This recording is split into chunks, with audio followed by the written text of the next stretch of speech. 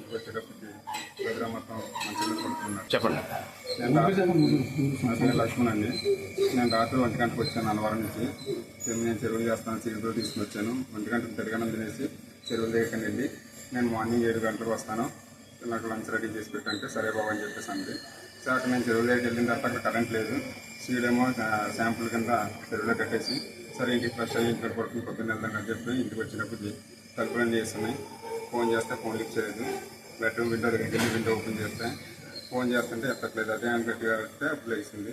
పక్కన ఎవరున్నారా అంటే ఎవరు లేరు పిల్లలు అన్నారు. పిల్లలు ఇద్దరు ఇక్కడ ఉన్నారు కదా, అదే ఎవరంటే ఎవరు లేరు అంది.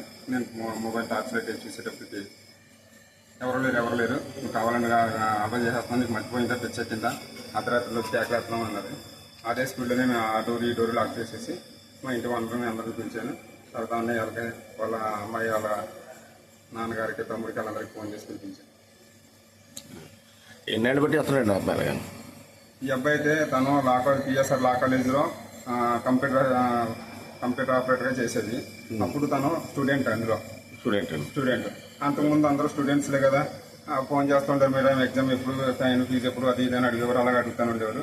కానీ ఏ రోజు కూడా మనకి కాంటాక్ట్ నెంబర్ కానీ ఏది కనపడింది కాదు. అతని పేరు ఏంటండి? ఈ అబ్బాయి పేరు మణికంఠ అండి. ఎక్కడ, ఏ ఊరు?